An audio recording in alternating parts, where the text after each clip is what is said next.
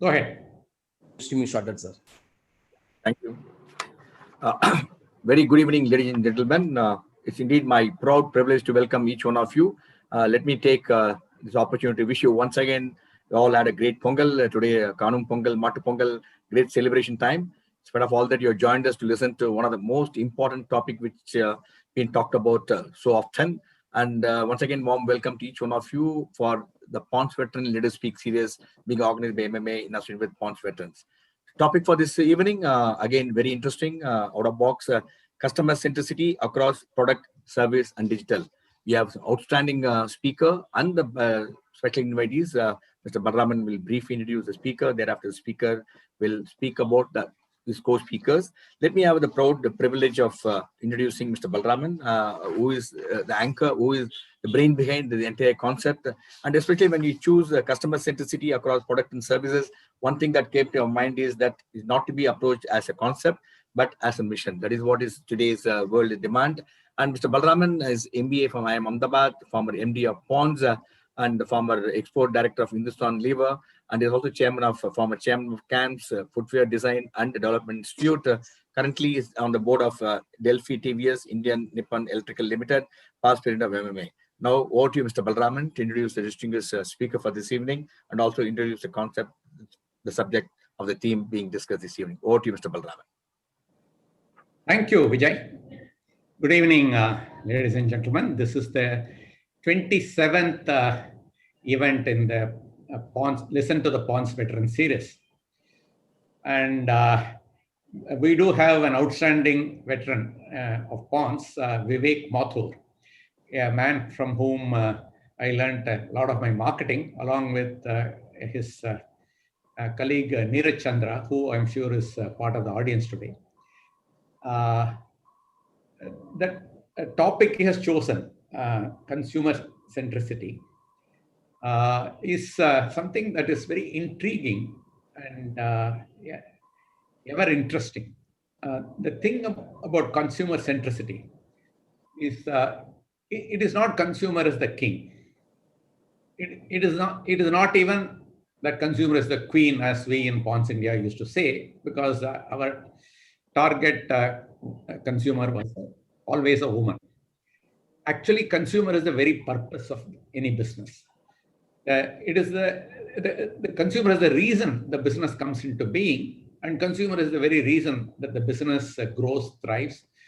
And as the economists like to say, the profit is a consumer surplus. When consumer has had their desire fulfilled, and when they reward the supplier, which is you and me as marketing companies, that is the profit. Consumer centricity is a topic that keeps you ever curious, ever on your toes. You never master consumer centricity. You always attempt to keep the consumer at the center of everything you do. It is providing a positive experience to the consumer right from the time they hear of you, they know of you, to the time they buy, they evaluate you, they buy you, they use you, and they discard you and buy you again. This is a very intriguing journey. People like Vivek Mathur, Ram Iyer, and Sushant Dash have to be constantly like Sherlock Holmes, divining what is in the consumer's mind and what will evolve tomorrow. It is like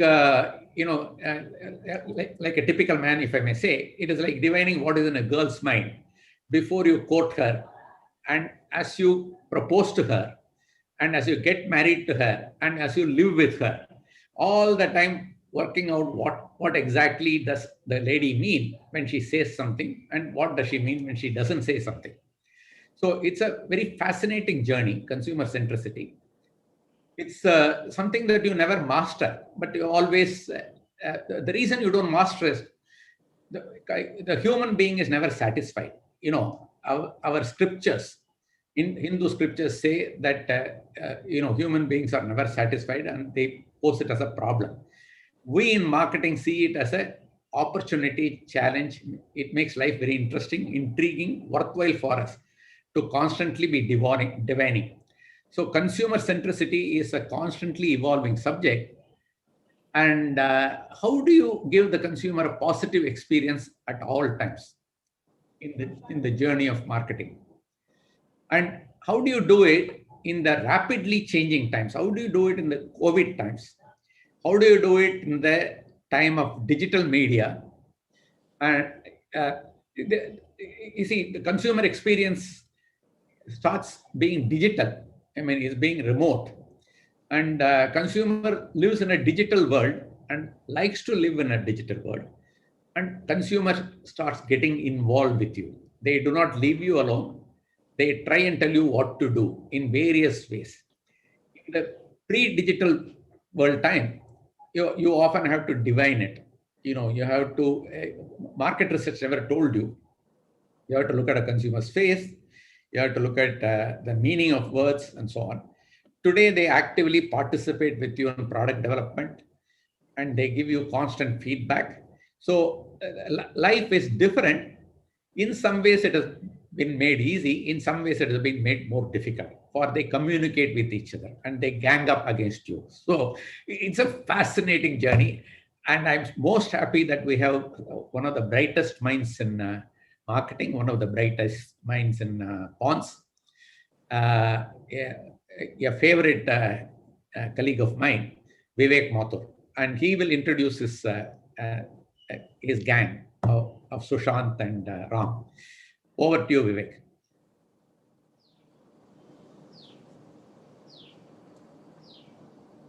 Thank you so much, Mr. Balraman.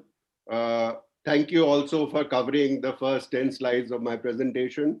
That's a big help. I am really happy to be here. This is a joint effort that three of us are going to do. So I have with me Sushant Dash, who's the president for Tata Global Beverages, India and Middle East. And I have with me Ram Iyer, who is from a slightly different field. He is the director for e-commerce and digital for Microsoft. Speaking from Seattle, it's 4:30 from Seattle, so it is now 4:30 a.m. for him. And thank you, Ram, for getting up so early in the morning and joining us. But Ram has always been a very sporting guy, and he did promise. But just to make sure, I sent him a message about 15 minutes back, lest like one of my earlier colleagues, he oversleep and we missed the presentation. So with that, without further ado, let me start the presentation.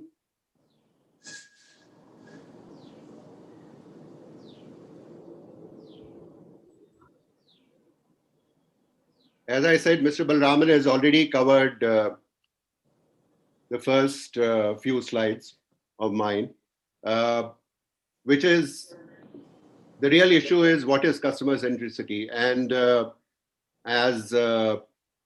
Balraman said, it's a much used word. It's a really wide space. It's a much used and a much abused word as well. And I guess the first thing which comes up is that for me, it's not a marketing buzzword. It is something that I have used all my life to drive profit and growth. And which is based on the belief that if you want to get value from the customer, you must first create value for the customer. The other sort of myth, and I was making a presentation on customer centricity to a team of private equity leaders, and one of the questions which kept coming up is that which is more important, customer centricity or focusing on the bottom line? And my belief is that the two are actually inseparable. If you want to focus on the bottom line, then you do need customer at the center of whatever you're doing. Customer centricity is a really vast area. And so there is only so much that we can cover today. So what we are going to cover in the context of the way that the consumer is changing, becoming much more digital, the business context is becoming much more, is evolving a lot in this rather turbulent sort of an environment. What are some of the key things uh, that we hold constant, and what is it that we need to change? And we are going to focus on just three parts today of customer centricity. The first one, we're going to open with product innovation. The second area that we are going to cover is communication and engagement. How do you do that in today's digital environment?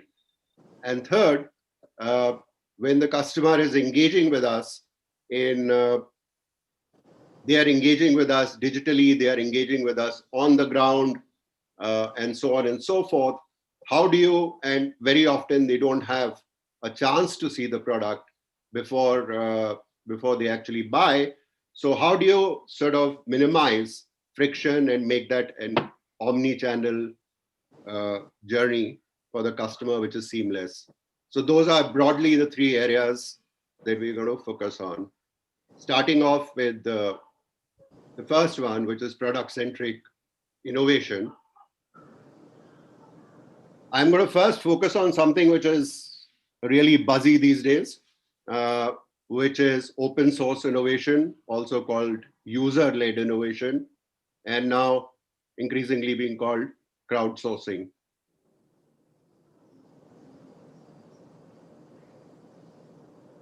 So one example that I recently came upon was that of the NASA solar panel. And the problem that the NASA solar panel was facing was that they have an international space station. The international space station is powered by the sun.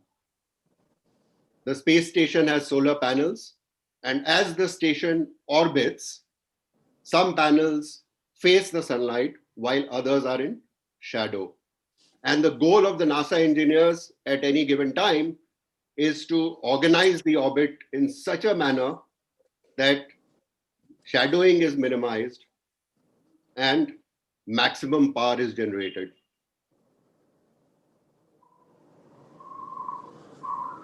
In 2013, NASA launched a public contest to solve this problem.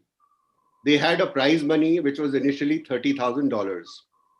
And basically what they said is that they wanted somebody to develop a complex algorithm which would position the solar panels on the ISS in a manner that maximum power was generated even in the most difficult orbital conditions. I found this really strange because wouldn't one expect NASA to have the best engineers in the world, the hugest budgets in the world? And indeed, when this contest was launched, there was a fair bit of skepticism within NASA engineers as well as to whether this would yield any output at all. The amazing thing is that by the time the contest finished, they had 459 competitors, 2,185 solutions. And the most amazing thing is that half the solutions performed as well or better than NASA's own solutions. And the total cost to NASA for this was an unbelievable $80,000. That's not even a blip on the NASA overall budget. And this included the $40,450, which was finally paid out as an award. And to me, what this brings out is the tremendous power of open innovation. So user innovation is not a new concept.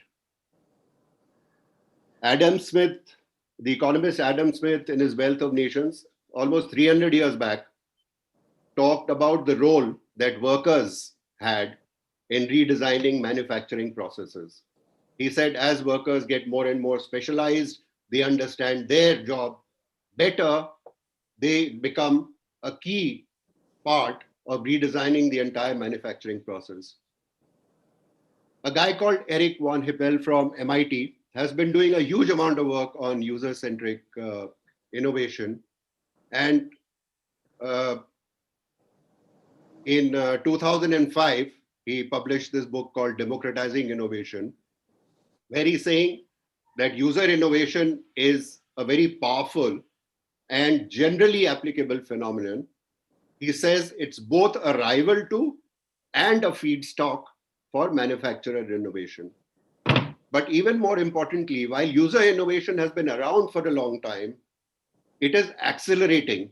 In the last decade, we have seen huge amount of acceleration in user-based innovation because of the advances in communication technologies, which then means that users can collaborate amongst themselves, users and experts can collaborate among themselves, and so on and so forth. Another interesting observation, and this is from Sunil Gupta, from his book, Driving Digital Strategy 2018, he says that most consumers modify products when they use them. They modify products to suit their specific applications. And if, as a manufacturer, you have a great understanding of what modifications customers are making and why, then it can give you really great ideas in terms of where to go. So, presenting a humble example from my own experience, I call it humble because from outer space, we are coming down to earth, to a category which is very familiar to all of us, which 99% of us consume. To take this story forward, I'll ask Sushant, who many moons ago, as a young marketing manager, led this innovation. He didn't have this beard and whiskers at that time, looked much younger. But Sushant led this innovation. So I'd like to hand over to Sushant to take us through this story. Thank you, Vivek. Good evening, everyone. And thank you, MMA, for this opportunity. As Vivek said, it's actually in some ways setting you up for failure after you have talked about NASA and solar panels and stuff like that. And then we get into tea. But in some ways, it also highlights that consumer centricity is not specific to any segment, any category. And user innovation actually cuts across whichever product category that you look at. Before I get into the actual innovation, maybe it is helpful for me to give you a bit of background in terms of those days and what the company was going through and why the innovation. So as many of you know or would know, Tata Tea started Tata Tea was the name of the company then, started in the early 80s, and it started as a plantation company. Next, Vivek. But the then management quickly realized that the real money and in terms of taking the business forward was not so much in the plantation business, but was in the brands and in the packaged part of the business. So they forward integrated and launched brands in 1985. There were two sets of brands that the company had at that point of time. One was Tata Tea, which is now called Tata Tea Premium. In those days, it was just plain Tata Tea. And that was, so as to say, the national brand, cutting across all geographies. And then we had specific brands in the south catering to the regional preferences. So Kanandevan in Kerala, Chakra in Tamil Nadu and AP, and Gemini in what is now Telangana. So that was the portfolio of brands that the company launched. And in terms of the launch of the Tata Tea brand, by itself was actually quite innovative. And in many ways is a great story of consumer centricity, but that's another story by itself, and I will keep it for another day. But in terms of developing certain core competencies, what Tata Tea stood for when it launched and what differentiated it was first was in terms of the insight. Tata Tea very early realized that one of the most important things the consumer wants is freshness in the tea. And that was something that the consumer was not getting at that point of time. So they set about solving for it. And that is how they created the competencies. So some of the competencies on which the brand grew, and in terms of what the brand stood for, one was plantation sourcing, which was a big differentiator from the competition at that point of time, because the Tata Tea brands were from the own gardens. They were grown there and packed there. So the freshness story was amplified. The second point, which is not a very good thing to talk about now, given the environmental issues, but in many ways, Tata Tea was one of the first brands which got into polypacks. And polypacks in those days was seen as a major innovation and was also seen as being a big differentiator to retain freshness as compared to the carton packs or the Sika packs, which most of the FMCG companies had for the products. The third, obviously, was the Tata brand name, a strong brand. And because of the plantation background, a good understanding of blending teas and the consumer requirements for each of the regions. So these were the core competencies that that Tata Tea brand had. And from 85 to, let's say, the late 90s, this held the company in very good stead. And the company grew double digit, both in top line and bottom line, and took on competition quite robustly. However, by the late 90s or the turn of the century, a lot of this changed. And some of the factors which resulted in this was there was a glut in the commodity market. Tea was available and available quite cheap because of the Kenyan teas growing, Sri Lankan teas growing, and hence our export market nearly collapsed. Even within the domestic, because of better crop production facilities and stuff like that, there was much larger production. So there was a glut in terms of tea available. Poly was no more a differentiator. Anyone could pack poly, and everyone, in fact, did at the back of their houses. And it was a low cost. And the strong brands gave way actually to a proliferation of, nearly local brands, as we call it. And every city had 6, 7 of these brands. So basically, strong brands in some ways gave way to high discounts, both the trade and the consumer led. And the brand name did not stand for much at that point of time. So obviously the company was on the defensive. This was also the time, I think, that some of us joined the company. Early 2001 is when I joined. I think Vivek joined at a similar point of time at that point of time. While Vivek has gone and done many other things, I have continued in the company. But when we joined, I actually remember that was the first year, 2001, that the company actually, in terms of the branded growth, reported a decline.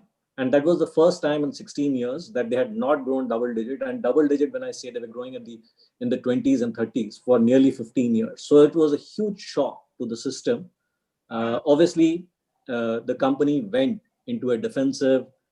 They launched brands which they thought would take on the local brands, which was more mass. And Agni was one of the brands that got launched during that time.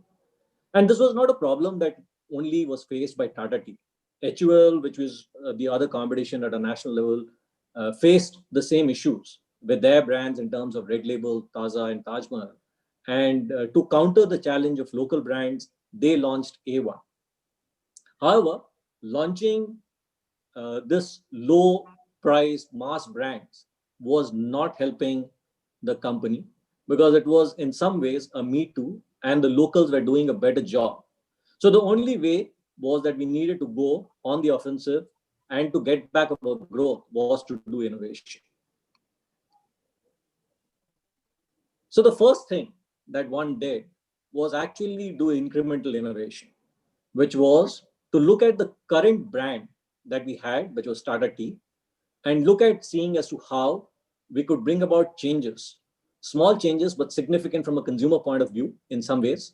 So some of the things that we did was relook at the packaging, modernized and redesigned the pack graphics. We relooked in terms of the consumer promise or the benefit that we made to the consumer, moved from just a functional benefit, which talked about freshness, and moved to both a emotional and a functional benefit in terms of body and mind refreshment. We put more money in terms of building equity. We got lucky. We actually it was a new advertisement that we are looking at, and we wanted a tennis player. And we realized that there was this young player who was cheaper than a model and could play better tennis. So we took her.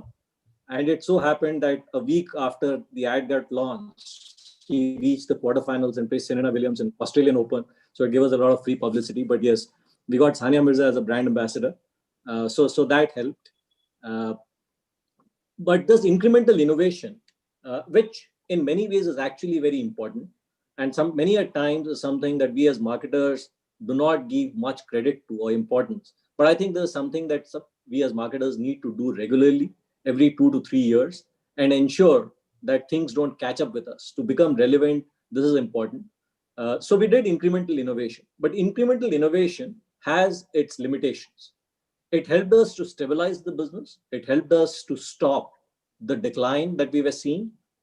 But to get back to the high growth rates that the company was used to, we needed something which was disruptive.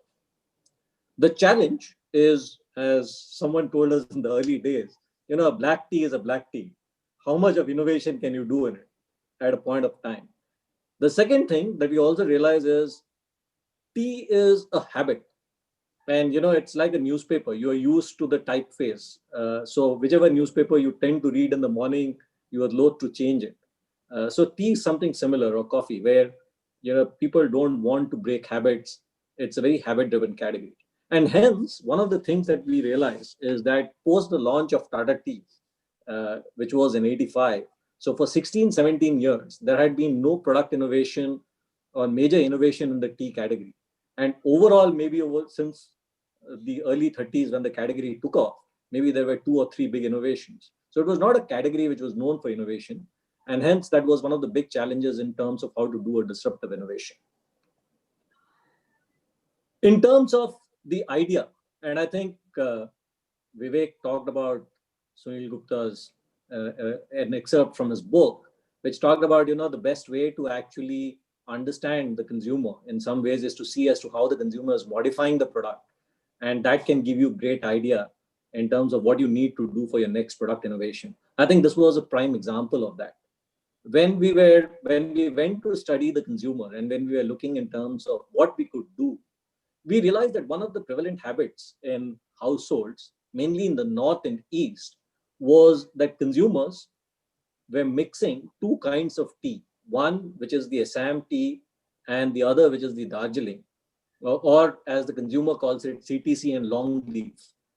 And the reason they did that was the consumer belief was that the Assam or the CTC tea, as for the consumer parlance, gives you the body, the strength, the taste, but the long leaf or the Darjeeling gives you the aroma and the flavor. And hence, a lot of them bought both and mixed it in different ratios of 70, 30, 80, 20, 90, 10, and stuff like that, to get a blend in some ways that they thought was best for them. And that is what gave us the idea in terms of our disruptive innovation to take it forward. So that is where the idea came from. But I think the beauty in some ways and the use of the consumer, and maybe this was one of the first times that would have been, was that we use the consumer. The way we did it was we actually did it in a couple of centers, but we started off in Delhi, and we used a method called as sequential recycling. And what we did was we took various components of Assam, of Darjeeling. We went to the housewives, invited the housewives, which was a relevant target group. We actually set up kitchens for them the way they would, including providing them with exactly the same utensils, the milk, sugar, water, all of which you need to ensure is the same as what they would normally use. and we asked them to make and taste the different teas. And we continued basis on the modification. Let's say we made a blend and they said, no, this one, the strength is lower, or this one, the flavor is less, or this one, the color release is low. This one, I'm not getting the aroma. We had our blenders there and then making changes using the components that they were carrying to actually change the blends and give it back to the consumer, and actually taking feedback in real time in some ways, saying, does this now meet your expectation? This actually helped us in terms of, in many ways. If we can move to the next slide, Vivek. So one was in terms of getting the final blend and the ratios, because that was important. But more important, I think, were 3-4 very critical things. A, getting it right the first time in terms of what kind of Assam or CTC to use. Because when you add long leaves, in some ways the strength gets lowered, or the color changes in terms of what the consumer gets it when the both are mixed. So when you are doing it real time and with the consumer, we actually understood what exactly was the kind of Assam that we needed to use. Two, we realized that the long leaf uh, is what is important for the long leaf is not just the aroma or the flavor that comes through, but the visual clue was equally important. And one of the things that we did because of the user-led innovation was actually not just have long leaves, but have long leaves which were golden or greenish in terms of the variety that we used. So when you opened the pack, you immediately realized that this tea was very different from all teas that you have used in the past. And when you saw and talked about the aroma and the long leaf, people immediately took cue that this different looking leaves actually was because of these long leaves. And that actually helped the product a lot. So that is what we launched, a premium blend with the strength of Assam CTC and flavor and aroma of Darjeeling Orthodox, completely developed by the consumer. I think this was the first launch that the company was doing in 15 to 16 years. We did a lot of other smaller things in terms of the packaging, in terms of the pack graphics. The communication in those days, again, was very, very different. Usually the communication for tea till that point of time was two kinds, depending on which school you belong to, whether it was the HUL school or the Tata Tea school. If you were the HUL school, it was a family, it was a housewife making tea and giving everyone in a social setting. If you were the Tata Tea school of ad making, then it was in the gardens, single girl drinking tea, dancing. But for the first time, we changed the category cues, and mainly we will play the ad. Game शुरू करो यार। अच्छा Hindi film style Munna भाई MBBS interval चाय हो जाए। Aunty मैं P के आया हूँ। अरे ट्राई कर लो, नई चाय है टाटा टी गोल्ड, दानों के साथ साथ पत्तियां भी हैं। नहीं aunty thanks. रखीला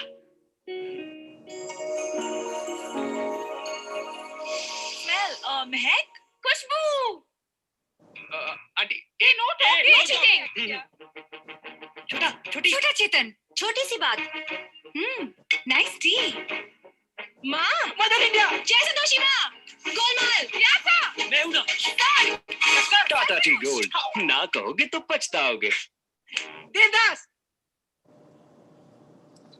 So yeah, as I said, we actually ensured different cues. The other thing actually on the communication, and I know that the next section Vivek will talk about it, but one of the cues that we also got, because we did the innovation through the users and the consumers, was how to treat aroma. Many a times, and we started off with the premise that the 15% long leaf and aroma is what will attract the consumers. But one of the things we realized when we worked with the consumers and when we did the innovation was the fact that aroma is actually just an indicator. It is not an end benefit. And aroma actually is an indicator of great taste. And if we don't amplify that, then it doesn't work. And that's what we did in the ad. At the end of the day, I think any innovation, as Vivek mentioned, it's about the bottom line. And if you do it well, then the bottom line does work. So the sales, we did 3x of the target. I remember we launched it October 2013. We were out of tea, I think, by Feb, March and it's actually off season, so you don't get teas. So people were scrambling. It was a good problem to have. We managed to do a pricing which was 15% premium and managed a gross margin which was 30% higher. This brand has gone from strength to strength, and today is one of the largest brands in our portfolio. It's a huge brand, upward of 500 crores. It also was, I think, the starting in some ways of creating a larger portfolio of using innovation in some ways as a way to conduct business within the company. And I think it showed results over a period of time. And I think in 2007, we became volume leaders, overtaking HUL. And in 2011, 2012, we became value leaders in some ways, value leaders in terms of Nielsen. So yes, I think there's a clear case of as to how innovation helps, how user innovation is a great tool. I will now hand it over to Vivek to take you through the learnings and the lessons. Thank you. Thank you. Thank you Those so of much. you who have questions, keep sending them. We will answer them at the end of the presentation. Yeah.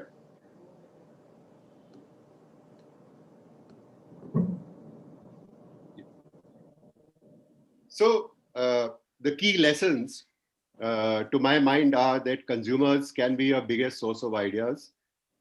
Get a really deep understanding of how consumers use your products, modify your products. The more you involve customers in the development process, the greater the chances of commercial success. As product life cycles are getting shorter and development resources scarce, internal innovation is clearly not going to be enough. User-led innovation, open innovation is increasingly going to be critical to support growth expectations. And I'd like to point out that user-led innovation, crowdsourcing, and so on is not the sole preserve of digital platforms. It has yielded powerful results across a wide range of categories, whether you take clothing, autos, home products, and B2B industries, in as wide as oil refining, software, chemicals. And I'm sure that for most of the attendees, I would say that it does apply to your industry. You've got to figure out how do you really leverage this information? How do you leverage crowdsourcing? How do you leverage open innovation? Before I end the section on innovation, there's just one other thing which I wanted to talk about, which is innovation by rapid experimentation. We hear a lot about A/B testing and so on and so forth in terms of early stage learning and rapid experimentation, and the benefits of that are clear to everybody. Yet in the manufacturing sector, I'm not seeing too many cases of using things like additive manufacturing, which is 3D printing, for rapid experimentation. I still remember that before some of these technology tools were available, we had a heavy reliance on concept testing. At best, we could consumer check a few options. By the time we got the results for that, we were already more or less committed to the solution. Today, marketers have the opportunity of actually using technology for doing rapid experimentation and thereby really cutting down both cost and making innovation much more real. So that was it on innovation. Moving on to consumer centricity in communication and engagement. This is a topic which is close to many people's hearts, that is much discussed. Mr. Balraman was telling me about how the attention span of the customer is reducing. We need to do shorter ads, more frequent ads, and so on and so forth. The reality is that what ads say and what consumers hear is quite different. And boring traditional advertising largely is getting ignored by customers. There is a lot of talk about digital marketing and how it is measurable. However, the fact is that the click-through rate of ads still remain less than 1%. So the key question which arises is, how can businesses reach out to this skip ad generation?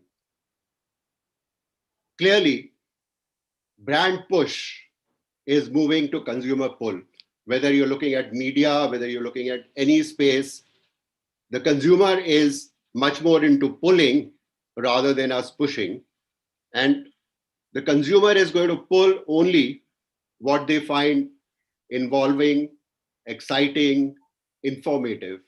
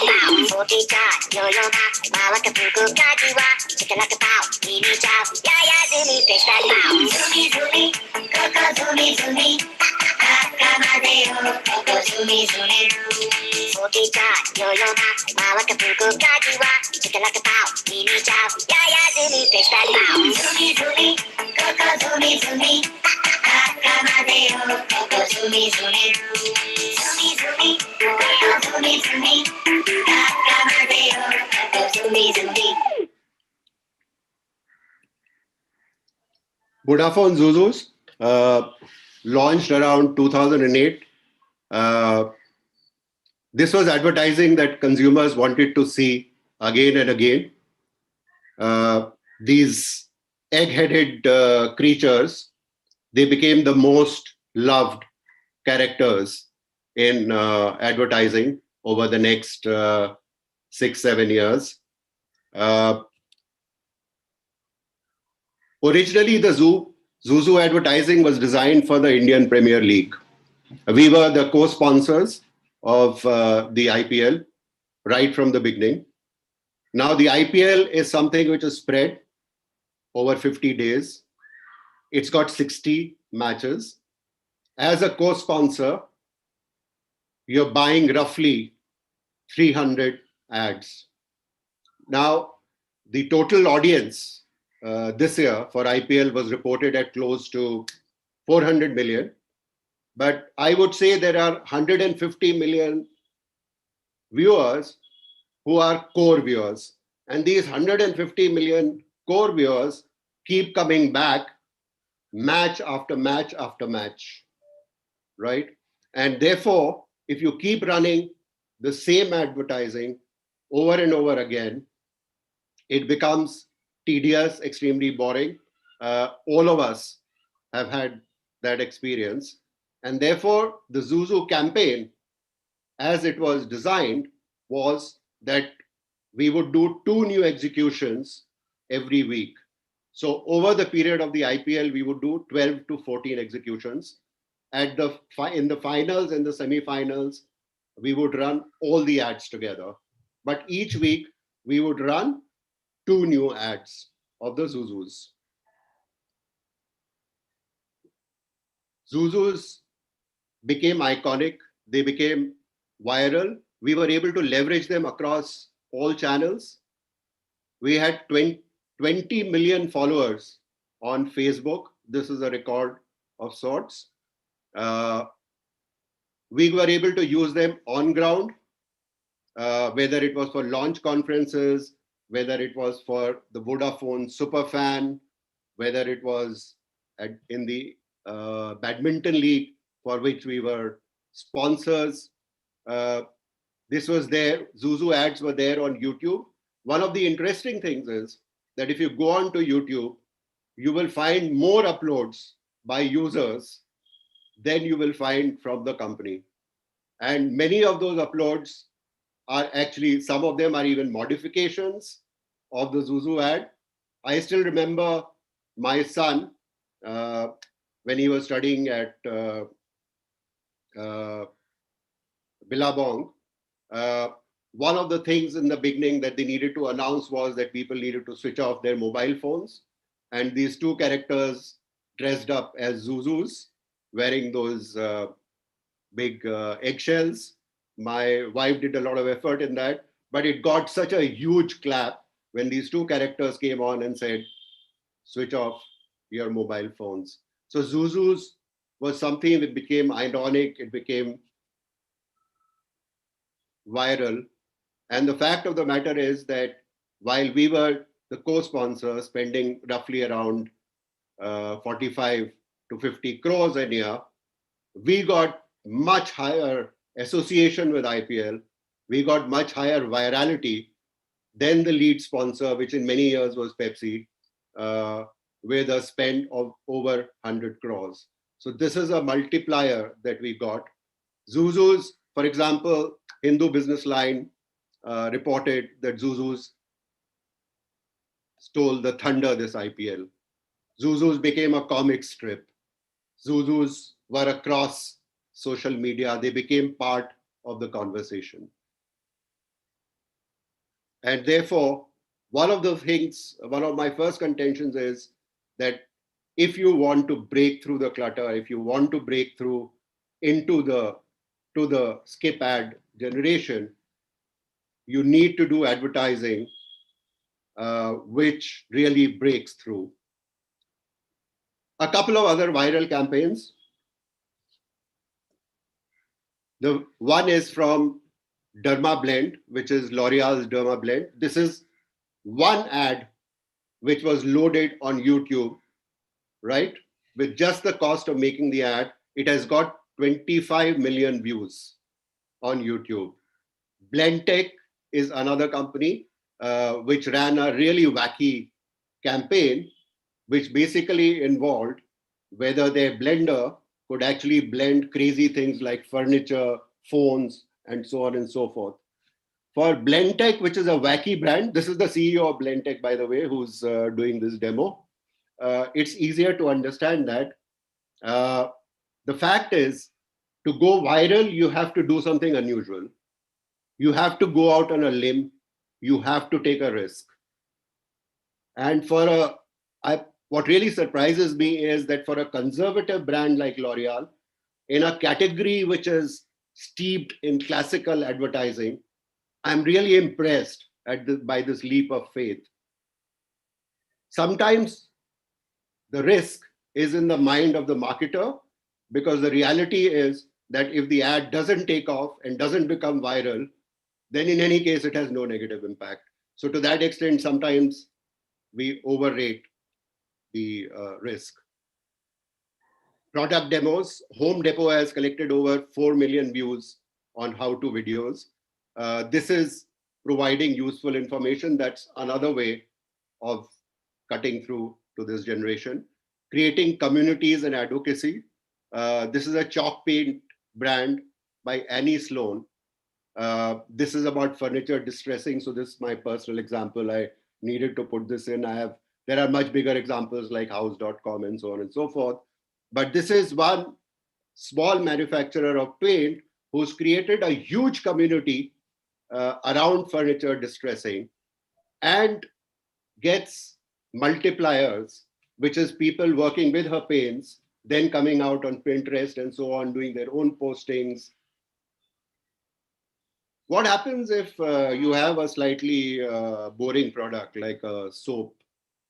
It's very difficult to get people to come and form a community around soap.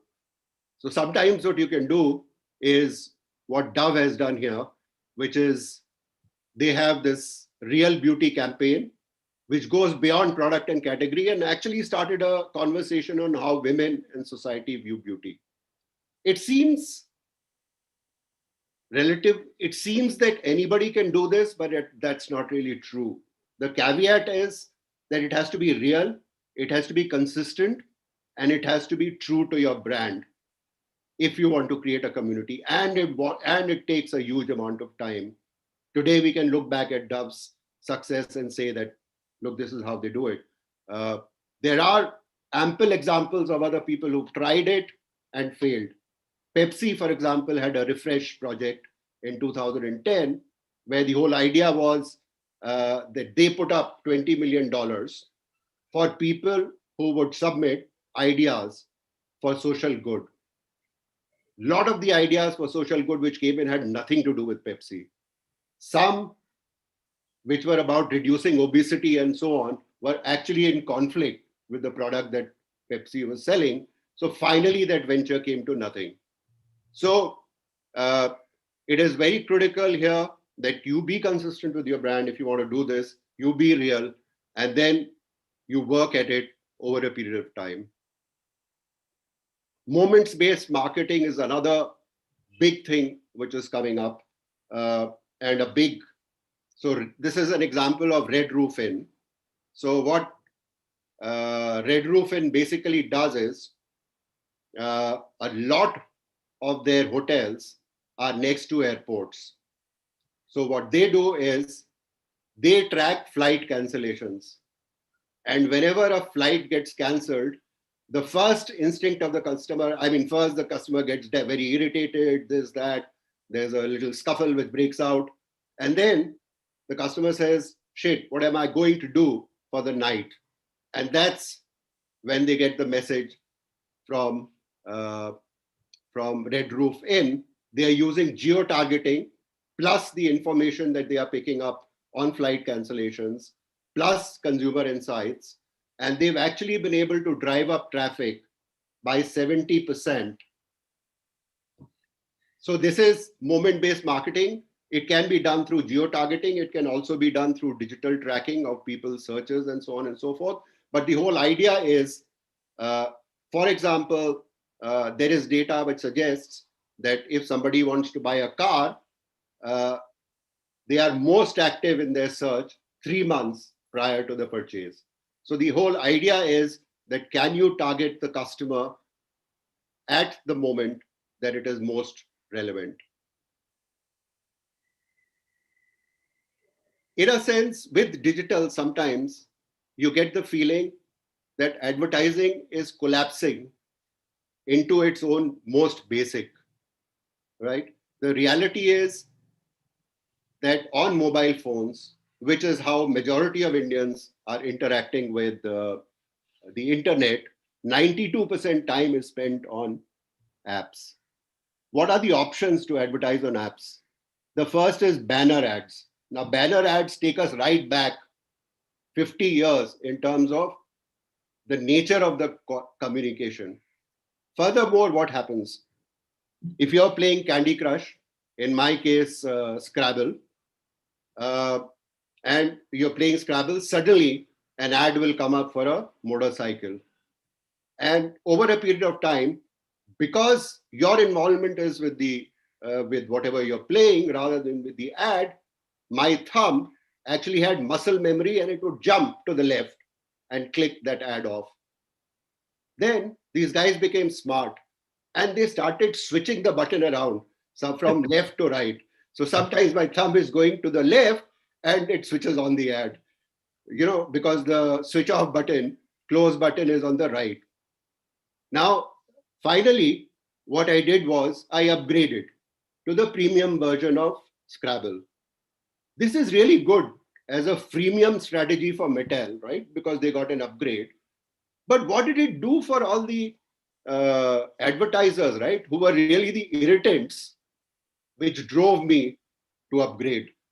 And so even if somebody saw their ad, it was with irritation rather than anything else. In terms of pre-roll ads, 90% people actually shut the ad. And amongst the balance who watch it, they watch it with low level of interest. And hence, what one is really saying is that if you want to move away from becoming just an irritating interruption, which is what a lot of advertising is, you need to move into storytelling, which is through things like product demos, providing useful information, through viral advertising that we spoke about, Zuzus, zombies, and so on and so forth. And then if you can move into actual story making, which is as Dove has done by broadening their message, creating communities as Annie Sloane has done, or house.com, and move into contextual marketing, which is moments-based marketing, where you're actually targeting people at the moment when they are looking for that information, is what will move this whole thing forward. And those would be my recommendations for communicating in the digital age. The next thing we would like to talk about is another thing which is very central to a lot of discussions these days, which is that the customer in his buying journey is jumping across from channel to channel, across digital channels, also interacting with physical channels, and so on and so forth. So how do we reimagine our marketing for this omni-channel experience? How do we make it seamless, or if not seamless, how do we minimize friction? And I'd like to hand over to Ram to take us through that. Ram, over to you. Thank you, Vivek. I think I need to stop share. Yeah. And hopefully you can see my screen. Yes, Mr. Ram. Yes. Awesome. Thank you. So first of all, very, very grateful. It's a dark, foggy morning here in Seattle. And, it's when your favorite boss calls you up and says that you have to speak, your heart immediately says yes. So thank you for, giving me the opportunity to share. I know you share a special bond with Mr. Balaram, and I share a special bond with you as well. And, we have very fond memories of the time we spent in Vodafone. So it's a pleasure to be here today and share some thoughts in terms of reimagining the omni-channel experience for our customers. And I think Mr. Balaraman set a very good context with the Sherlock Holmes metaphor. How do we all become the jasus or the detectives to get into the minds of the consumer? And what I will try and do is an humble attempt to be that detective as we envision the future of how things will play around as we look at, as we fold into the future. And we are in a very, very interesting moment in time. And so I think it is more contextual as well from that perspective. So to tell the story, I'm going to look at three parts. First, I want to kind of frame the opportunity. It all starts by having an ambition and having sights on what's the opportunity that's available for all of us. Then we'll delve deeper into the customer journey. We've kind of looked at how innovation helps in product creation. We have looked at innovation creating demand. We'll now look at innovation in the channel, the last mile, in terms of fulfillment and how we can bring that to life, and a few thoughts as we fold into the future. So as you would have all gone through this experience, and I think we will all acknowledge that sometimes it takes a crisis to change mindsets. And in many ways, COVID-19 has been a perfect storm of sorts for us to really embrace digital. I have been in many meetings where we've had this conversation with partners saying that, hey, you need to accelerate your transformation. But the last 9 months, I never had to say anything to any of my partners. They all were asking me, in fact, Ram, what do we really do to get our digital transformation accelerated? So it really kind of changed things for us. And in that sense, it's been a catalyst for change. And Satya put this beautifully during our Q2 results. He was kind of saying that we've seen in 2 months, 2 years worth of digital transformation. I dare say, as I sit now, 7 months into the pandemic, we have accelerated almost 10 years in terms of e-commerce growth. When we look at some of our numbers, there's been such a rapid acceleration that's really happened. And one of the reasons that this has happened is because we are today, in some ways living in a physically distanced world where I'm speaking to you all the way from Seattle, but we are all digitally connected. And if you really look at the customer behavior, what's happening, we're living in a world where we search for everything. We're living in a world where we're streaming and looking at shows. And we are also living in a world which is always connected on social. When you look at those Zuzu numbers and the kind of virality that we create, This is the new normal and the new world that we all are living in. And it's important for us to also understand and get into the mind of the shopper as to what's really changing and how are these new habits being formed. And this is really important because oftentimes you get asked the question, what is likely to change in the future? It's very difficult to create strategy on things that will change. But I think the most important thing for all of us to acknowledge is if you know where it is headed, then you can actually create a strategy which evolves along with the future. So as you see here, I think one thing is for sure, we are going to be in an era where there is going to be far more shopping that's going to happen online as opposed to buying in store. And in online as well, I think mobile is going to be the center of gravity for all the action, because it's where, it's becoming so easy for consumers to buy and to discover products. And with advances that are happening, especially on social commerce, where these social commerce players are becoming instant storefronts, where you can actually buy stuff straight from your post. You don't even have to get out of the post. And that's the power at which they are shortening the entire purchase path. And that's making a big difference in terms of how shopping behavior is changing and evolving over a period of time. So mobile first is something which we all need to embrace. And that's where the future is going to be. Now, from an India perspective, when you look at it, it's very, very interesting. We will have over 100 million digital buyers just in the next 4 years. So it's a huge, huge opportunity.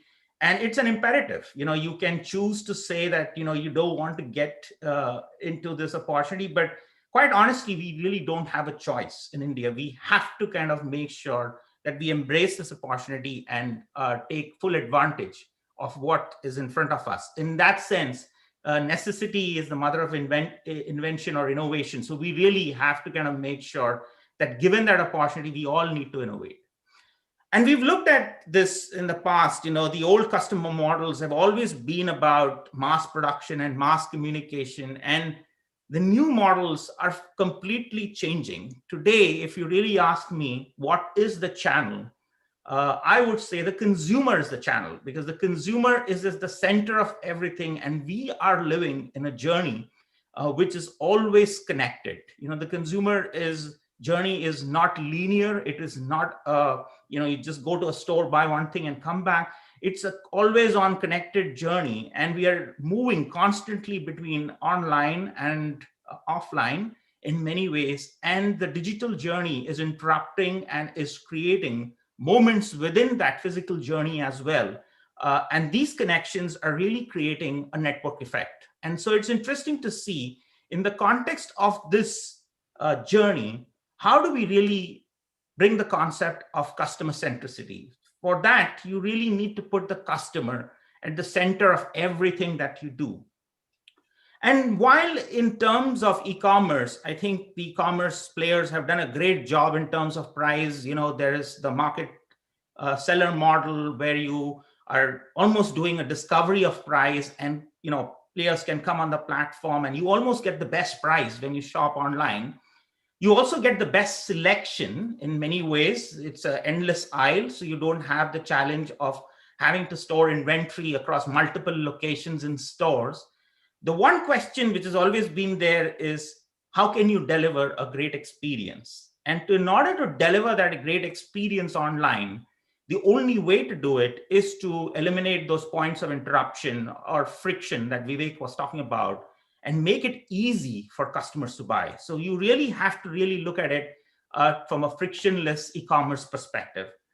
And in order to do that, you actually have to walk in the shoes of the customer. And it's as simple as ABCDE, that you have to kind of follow this path of a customer of what do you do when the customer is in the awareness stage? How do you kind of help the customer eliminate friction in the browse stage of his journey? What do you do when the customer is considering various options and then making a decision on what to buy and then evaluating some of these options? So what are some of the friction points? I think one of the biggest challenges that we always have is that there are too many choices. That's a big point of friction. Choice is good, but too much choice is bad. The second have when you look at things online is that you can't see the product. We all love to touch, feel the product, and see the product before we buy, but you have to kind of solve for this when you are kind of selling things online. And the third thing is that sometimes the recommendations are not timely. They're irritants in many ways, and they're interruptions. And so you have to kind of eliminate that part of the experience and make it interesting for the shopper. So just bringing this example home to a category which I kind of deal with almost every day, which is buying laptops. If you search for laptops today, you'll get a flurry of options that come on your screen. It almost makes it impossible for you to choose. One consumer in a focus group actually told me buying a PC is more complicated than buying a car. It's as complex as that. So how do you solve this problem? And in my mind, it's all about using technology to make it useful for customers. So today, with the power of AI, you can actually ask customers very simple, easy to answer questions, and you can train the machine learning models to learn based on customer behavior to make sure that we are able to offer consumer choices based on the responses that they provide.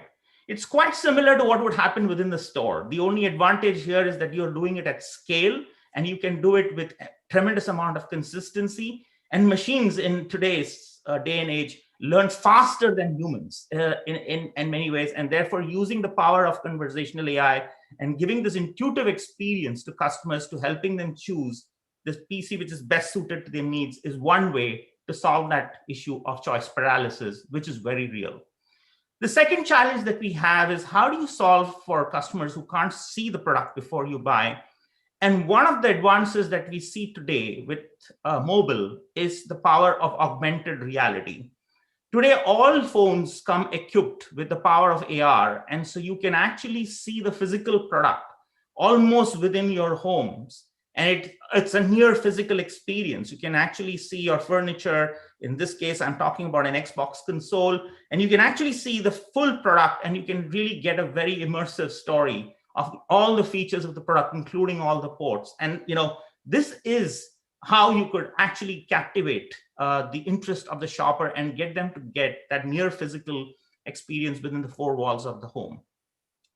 The other interesting thing to look at is also what do you do if shoppers cannot go to the store? And this is where necessity became the mother of invention or innovation in many ways. If people cannot come to the store, you bring the store to their homes.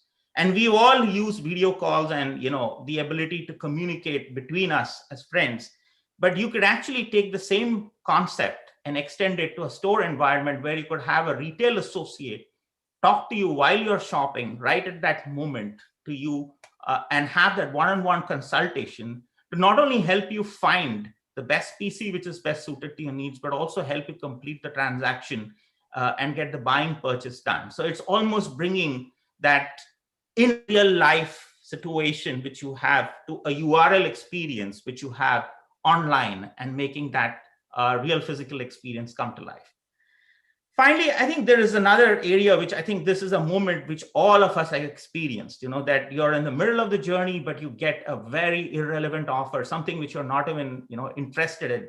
And what this does is actually suppresses the buying emotion of the customer. And so it's really critical for us to make sure that when we are introducing recommendations or completing, in this case, the purchase of an Xbox console, with a game so that you can actually enjoy the full power of the console, it has to be done at the right moment in the customer journey. And the right moment here is when you're adding the products to the cart. It's that moment in the journey that you really need to talk about the game that needs to be added to the console and not before you actually bought the console.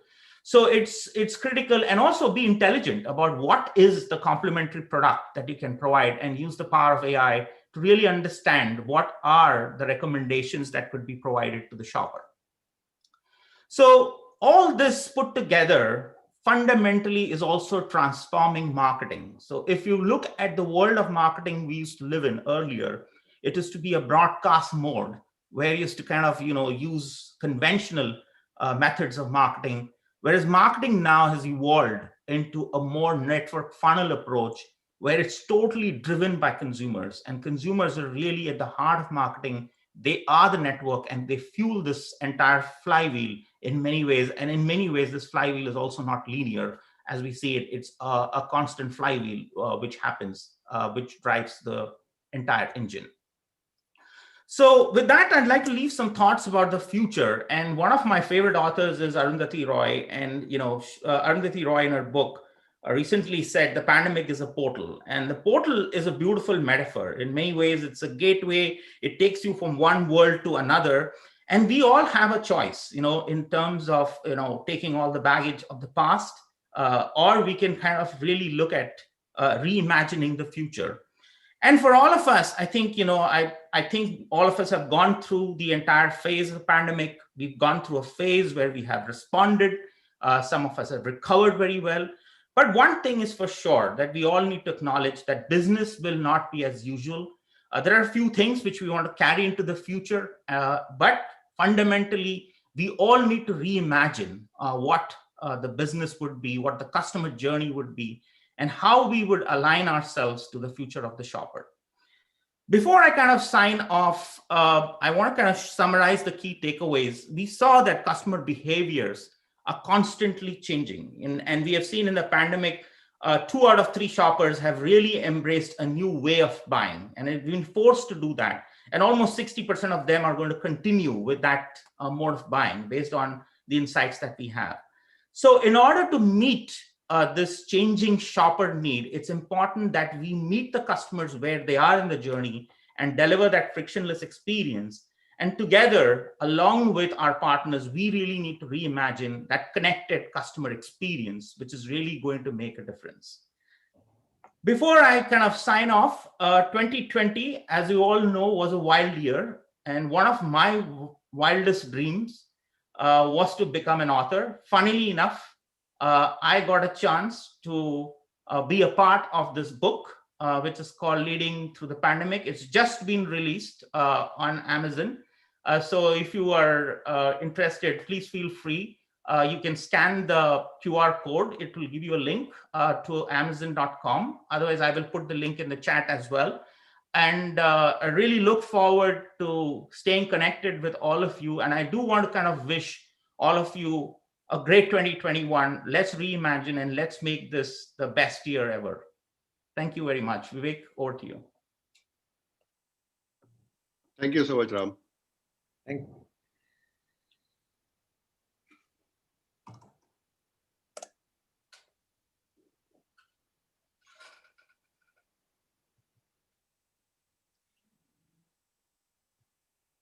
So that sort of brings me to the last chart, which is, in conclusion, I would like to say that we spoke about innovation. We saw the NASA example, we saw the Tata Tea example, and the fact is that consumers can be your biggest source of ideas. Involve them as much as you can in the development and design process. Open innovation and rapid experimentation is increasingly critical today to compete. And in the future, as we move forward, it will be the questions that companies ask, not the solutions that they provide, which will determine success. So it's not only the questions that you ask, but how you ask those questions. On communication and engagement, we saw multiple examples. We saw how the consumer today is very different and much more oriented towards pull. And the fact is that if you are in irritating intrusion, you will get skipped. And if you want to powerfully engage with customers, then you need to look at creating stories. You need to look at communicating stories, and we saw several examples of that. Moment-based marketing is a powerful new tool because it combines insight with digital tracking and actually addresses the customer at the most relevant moment. Omnichannel marketing, which Ram just spoke about, The customer purchase journey is today increasingly complex. They're going back and forth between multiple digital and physical channels. In the last 1 year, it has been less about physical, but more about digital, but we'll come back to a combination of digital and physical, and reducing friction at each stage becomes critical to avoid abandonment and accelerate conversion. That's really it from us. Thank you. Well, that was a fascinating time. I didn't even look at my watch. And Vivek, you talked about movement-based marketing and digital tracking.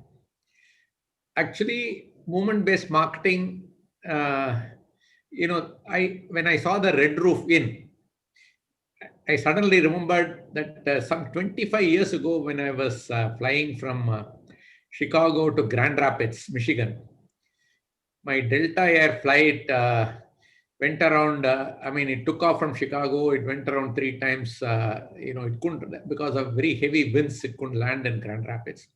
Mm-hmm. Dropped me back in Chicago at 12 o'clock midnight. And the airline put us in Red Roof Inn. They were still doing movement-based marketing, but in those days they were not digitally tracking us, but they were tracking us through the airline. So, you used the word saying movement-based marketing is new. No, movement-based marketing has been around. That it is you are digitally tracked is new. Okay. Yeah. So also, Mr. Balraman, airlines, since they are all on a budget, are now not providing rooms anymore. No, I paid for it. They only put me. You paid for it. They Okay. only put me there, and they argued that it is because of the weather. It is under airline rules. They are not bound. Anyway, uh, exceedingly interesting session. We will quickly open up to Q&A, and finally I will make my closing remarks. Group Captain, are you ready with the questions? Yes. Thank you, Mr. Balraman. As he said, a fascinating evening. May I request to close the screen so that we will be able to, Mr. Vivek? Yeah. Yeah, thank you. Thank you so much, sir. We have, I'm really glad to share with you, we have over 1,350 viewers watching this program live on all our social media portals, live MMA, webcast, YouTube, Facebook, Twitter, and also our own radio and Zoom. And this shows... which countries, Vijay? Sir, country-wise, I not take the feedback. I'll give to you in short while from now. So I take the total feedback. It's from all over the world and more so from India. So I'll get back to you on that. We have got a number of questions from various channels of social media portals. Let me take the first one, what has come from the chat box. And I also request the viewers, if you have any question, please put your question in the chat box. The speakers are really delighted to respond to your question.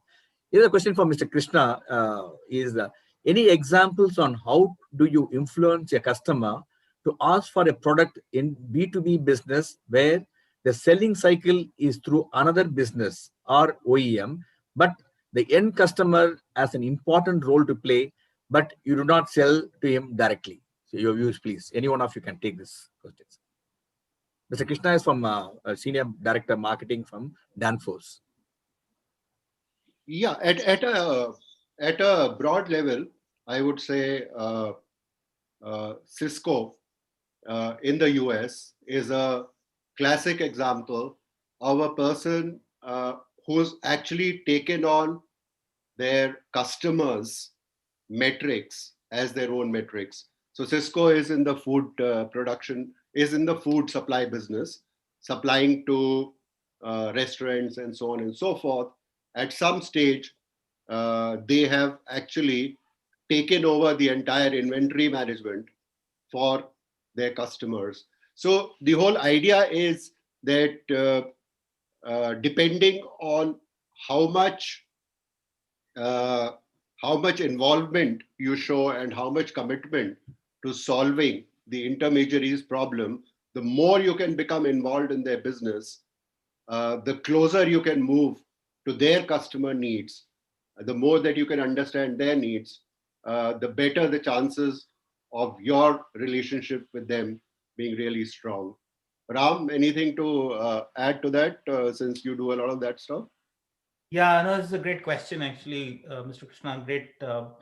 Microsoft, actually, our success is totally dependent on our partners' success. All our selling that we do is through partners. And therefore, I would say the most important thing here is to really get obsessed about the end consumer, because at the end of the day, we can keep saying, it's B2B marketing, B2C marketing, but at the end, it's all human, right? At the end of the day, it's people who are buying products, who are using products. So I think really getting focused on the end customer and the use case of the end customer is really important.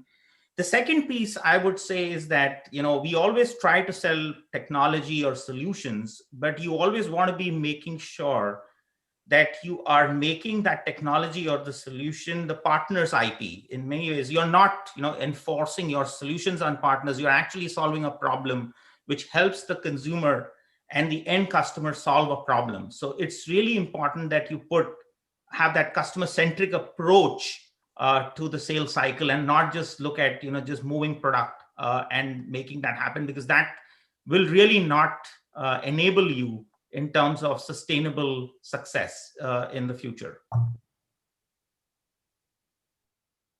Thank you so much, sir. Here's a question from Deshpande from Mumbai to YouTube. You want to know how to deal with the competitive landscape when consumer spending habits are fundamentally altered every time. So how do you decide on this? Mr. Vivek? Yeah. So let me try to interpret that question. So consumer habits do keep changing. In general, they change in a slow manner over a period of time. Specific industries at different stages may get affected more. For example, in the last 1 year, there has been very limited purchase of autos. Sometimes you've just got to ride out that cycle because it's an economic cycle which is outside your control.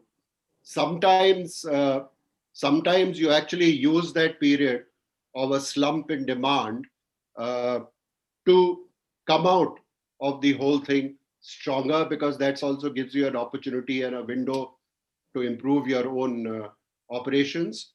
If demand if over a period of time you observe that demand is changing and shifting, then you need to understand, I guess, the underlying reasons.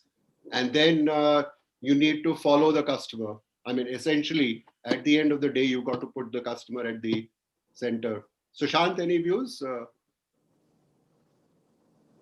No, I think you covered it. I think the only other thing is, changing landscape. One of the things, if you want to be ahead of the curve, is actually to be listening to the consumer more than the competition in many cases. And in some ways try to anticipate, while obviously there are macro conditions like, let's say now, where things change suddenly and you are not in control. But sometimes if you're listening to the consumer closely, you will find the issues that are cropping up and the reasons. You can foresee the reasons as to why demand could be slumping in the future, and you could start correcting for that. So I think it's also important to be proactive and keep consumer at the center. Thank you, sir. Here is a question from Mr. Vishwanath through web portal. He says, when you think about companies that are customer-centric or even customer-obsessed, which one come to mind? Amazon, Zap, the Ritz-Carlton, Four Seasons, Southwest Airlines, many more. How did they get there, and what did they do differently to ensure they always delivered great experience for the customers? You shared them quite a bit in your presentation. Maybe you would like to add some more, sir. Yeah. So this one is really talking about experience, and for experience, one of the things is the people who actually deliver the experience. For example, let's take Four Seasons. The people who actually deliver the experience are not the CEO, the general manager, and so on and so forth. It's the guy who comes to your table and serves you. It's the cashier who checks you out. It's the person who checks you in. Now, the question is that these are also the people who are youngest in the organization. They are the lowest paid in the organization. So how do you motivate them? And motivating them has 2 or 3 aspects. The first is cultural, and culture comes from the top. And there is actually a very interesting piece that somebody has done on Four Seasons and how Four Seasons actually empowers their frontline, so that instead of asking them tough questions, what they're doing is constantly encouraging them and asking them what they need to do their work better. So that is a cultural factor. What are the questions you're asking your frontline? The second factor is, how are you incentivizing your people? Are you incentivizing them on the right kind of metrics, the right kind of behaviors? So it's a question of culture, it's a question of identifying the right metrics, and it's a question of creating the right kind of incentives if you want to do it over a period of time. And also measurement from the customer's point of view. So various tools are available. There is NPS, but even more powerful than that, and this is Ram's favorite, is transactional NPS. And transactional NPS actually measures how each interaction happens between the frontline and the customer, and in a sense can be a really powerful tool for creating peer pressure for performance. So it becomes a team activity for providing superior service. So we got number of questions more. Maybe I'll take 2 last questions, squeeze in the next 2-3 minutes what's available, sir. It is a question again from the YouTube viewer, Ganeshan. He wants to know, how do brands promote a product or service in the midst of COVID-19 crisis in a way that resonates with the consumers?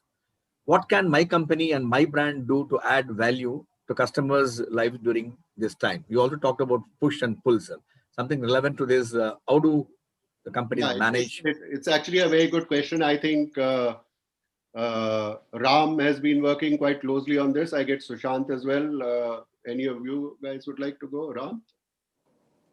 Yeah, I can take a go at it. I think the most important thing at COVID that we have seen is that you really need to have empathy for the consumer context in which they are operating in, right? So I'll give you a real example. We had a campaign for one of our products, Microsoft 365, and it had people hiking and going on a hike, and the entire campaign was all about outdoors. And we had to overnight change that campaign to make it much more contextual, to tell the story of a family getting together. So it's really important that you have that empathy to really understand what state of mind is the consumer in, because you want to make that communication very relatable and connected to the consumer in that context. So I would say that is one of the core principles that we have really taken at this point in time, in terms of making sure that the communication is emotionally connecting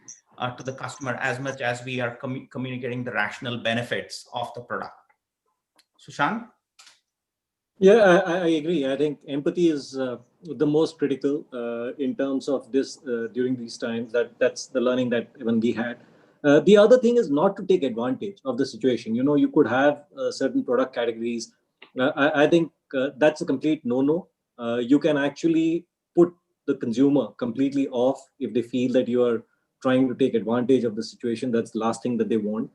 I'll give you a example, again, a live example. One of the long-standing campaigns that we have is a Jagore campaign, which some of you might have seen. And the Jagore campaign is about a social cause. So, you know, the initial reaction of the marketing team was there's a great opportunity and we should be doing something on Jagore because of the COVID. But one of the things we realized is that unless there is something that you can actually do, which is which makes a difference to the consumer and actually adds value, and not just do a campaign because it's COVID and take advantage of it, it's not worth doing. So we didn't do it immediately. We waited for some time. We figured out as to what could make a difference to the consumer. And then we actually ran a whole campaign, because we realized that at least in the Indian context, one of the big issues is actually with the elderly. While many people went online and started getting stuff, for the elderly, who were also the most vulnerable in some ways, for them, even in terms of figuring out the new way of shopping and stuff like that, or even getting the medicines, essentials was an issue. And we hence ran a whole campaign and also worked with HelpAge India to see as to how we can make a difference to elders. And once you do that, and once you show empathy, and you're not just being seen as taking advantage, I think that works very well. Yeah. Thank you, sir. One please go ahead. example, one great example in this is that Airbnb has That's right. actually used this period to strengthen themselves and strengthen their bond, both with the renters as well as their customers. For example, any bookings made prior to March, full refunds were given, no questions asked, right, to customers. Now, obviously, this put a lot of pressure on the actual people who were renting, and Airbnb actually set aside $250 million to support those households. So they obviously, in a crisis where their business is virtually collapsed, they take $250 million out. And you can imagine that when they come out of COVID, the kind of relationships that they have would be so much stronger, and the goodwill that they have built would be huge. True, sir. I think airlines were totally contrary to what Airbnb did, and the government had to intervene. So one last question for the evening, sir, is from an MBA student through the webinar. Is what he wants to know. Many companies have a different practice in place for defining and delivering greater consumer experiences, like voice of the consumer programs, co-creation, journey mapping, etc. But the question is, do they really make a difference? Is this impacting the loyalty of your customer? And does this make you stand out from your competitors? Do they truly being an outside approach and make staff members think and act differently, because you have to bring your people also in sync with what you are trying to do, it from bringing outsiders to decide on what you want to do on your future? You really discussed this in detail in your presentation. Maybe would like to add something more to this. Yeah, I think I was right in the middle of this for 3 years. In when was it? I think it was around 2014 that Vittorio Colau, who was the CEO of Vodafone, decided that he wanted to become #1 in NPS in all markets. NPS is Net Promoter Score. At that stage, I think we were #1 in 11 out of 23 markets. By the time the project ended, 2 or 3 years later, we had moved that number of 11 up to around 17, 18, which was through a structured program in terms of identifying what is it that the customer really values, then breaking that down into segments. And I think it's a very good question, then saying that how do I form teams? How do I proliferate that? And it's an entire, I have a whole deck on execution and how do you execute service across the organization. It is complex, but if you do it well, you can have success. It is defining metrics at different levels, digging deeper and deeper into asking asking the how question again and again till you find the solution. So both vertically as well as horizontally, how do you get an integrated approach? The larger the organization, the more complex the execution. Thank you. Thank you so much, Mr. Vivek, Ram, and Sushant, for so patiently responding to all the questions from our participants. Now I request Mr. Balraman for his concluding remarks, and also on behalf of Mr. Balraman, before handover, as a part of our appreciation, taking time off it to this evening, we normally present a memento to all the participants, all the speakers. In token of your appreciation, we present a mask on your behalf to needy people. Though vaccine has been launched today in Chennai, but it's very very small, insignificant portion only has come. I think we need to continue this even after post-vaccine. That's what So we continue to do this, and thank you so much for accepting our initiative to offer a mass on your behalf. Now over to you, Mr. Balraman, for your closing remarks. Mr. Balraman. Well, what a fascinating session, going back to very many years to Tata Tea, and coming all the way to Microsoft today. If I don't know what your response will be if I were to ask you what will be consumer centricity in the next 2 decades, next decade and the decade after. If you have to look forward, would it be consumer centricity or consumer dominant marketing or consumer driven marketing? I do not know what you will say, but I'm looking forward to another session with you. And I want to say, Sushant, that was a very intriguing example of Tata Tea and made me want to have one even as we are talking. You did an outstanding job. Thank you. And again, I didn't imagine that Vivek would bring Seattle to Chennai and to India and to the region from Malaysia going all the way to Middle East and Europe and Eastern coast of United States. But again, thank you, Ram, for an outstanding job. And Vivek, you not only dreamed of the idea, you conceptualized the idea, you curated it so beautifully. Thank you. I look forward to listening to all of you on what will be consumer dominant marketing and consumer driven marketing. Looking ahead for the next 2 decades. Thank you very much. Thank you, sir. Thank you. Thank you. And, I just want to remind the viewers, the next Sponsor Veterans event is on the 25th of this month. Again, a very interesting event. The fitness habits of successful CEOs. The lead is being led by Professor Gautam Ahuja, University of Cornell University, USA. We have 2 outstanding panelists, Nand Kishore, former Vice President, Head of Asia, Africa, Nestle, and Lakshmi Narayan Pandit, Founder, Chief Executive of Pinnacle Leadership and Consulting. Please do join us. It's happening on 25th evening, same time, 6 o'clock. Another weekend, Saturday, Night Fever. Thank you so much, a large number of viewers. You are coming in big number. Though it's a long weekend, but we had a little hesitation, but Mr. Balraman said, go ahead. Our members are very, very loyal to the brand. Fragrance of Business talk on every Saturday. And the result is over 1,400 viewers are watching. And this is available on our website and our thing for the next 3 years. So we continue to, I think by the end of 6 months, we have more than 20,000 people watch this program.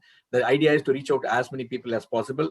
Thanks, Mr. Ram, and for joining us 4:30 in the morning. It really shows how passionate you are to share your knowledge and wisdom with all the members. Thank you, Vivek, for facilitating a great evening. And Sushant, again, as Mr. Balraman said, we are really keenly looking forward to having you over again at MMA. And we would like to host you physically at the MMA building when you visit next time in Chennai. Thank you so much, and stay safe, stay healthy. Have a great weekend. Bye-bye and good night. Good night. Thank you. Thank you. Good night.